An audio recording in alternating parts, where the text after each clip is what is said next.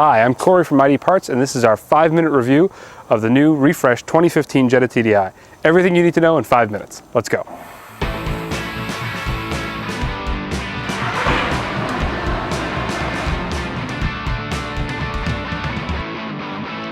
On the outside, Volkswagen made some small changes which are kind of hard to notice at first glance. The sides of the car here are pretty much unchanged. New are the 16-inch wheels, which are pretty stylish, but the majority of the changes took place at the front and the back. The back trunk has a much more squared off design, a taller kind of top shelf level. The taillights have a tapered design that looks more like the current generation Passat, and they've got that new white stripe through the middle of them.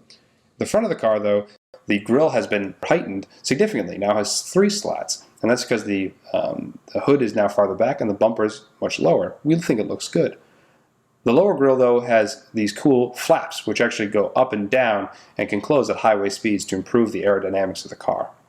If we open the hood, we do find the new EA288 generation TDI. It's got a 10 horsepower power upgrade, but it does have a pretty nice fuel economy upgrade.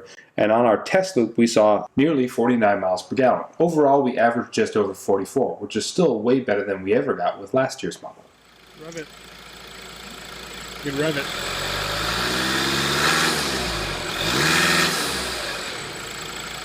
When we put the car up in the lift, we were happy to see that the independent rear suspension has been kept in place. We really think that the independent suspension improves ride and handling quite significantly.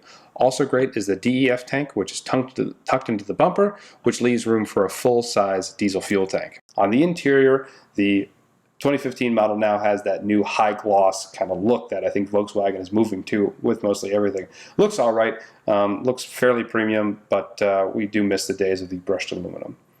The back seat is super spacious, just like before, and it has this good fold-down armrest and cup holder and ski pass-through. Also in the rear seats is a 12-volt power socket to charge any of your devices, but no vents. The in-dash radio is the standard Volkswagen touchscreen radio, large buttons, easy to use, quick response, no complaints there. As of 2014, all the models also include a backup camera built into the display. Turns on automatically when you put the car in reverse and turns off when you put it in drive. Works like it should. Just below the radio are the buttons for the heated seats and the HVAC controls. It's a simple 3-knob design, 4-stage fan, and just simple knobs for direction and temperature. We think it works well, but these knobs are really hard to turn because they're manual. They're fairly stiff, and that was surprising considering most modern Volkswagens have all electronic controls and knobs that are much easier to turn. This model also benefits from the new Volkswagen family steering wheel. It's more molded to your hands, really comfortable to hold. And it's got a different array of buttons on the steering wheel. There's more buttons, and they do kind of more things, but we think that the older design with the 4-way D-pads were a little bit easier to navigate. Maybe will take us time to get used to it, but we didn't think that the buttons were any easier to use. This car also has a full in-dash trip computer with 2 different computers, or 2 different trip logs. Has everything you want: current speed, average speed, temperature, time in transit, average miles per gallon, instant miles per gallon, time till empty, everything you'd expect. What's weird, though, is that this car has this kind of clock look to it versus the dot matrix display in pretty much every other Volkswagen model. It was kind of weird that Volkswagen changed it. It also has that kind of strange linear gas gauge, and it is missing a pretty big thing, which is a temperature display. Every other TDI model has a temperature gauge, but I guess not the Jetta. Out on our test drive, we came away just thoroughly impressed with the driving character of this car. We think that Volkswagen really got it right. On the road, it drives more of a compact car, even though interior-wise, it's really more of a full-size car.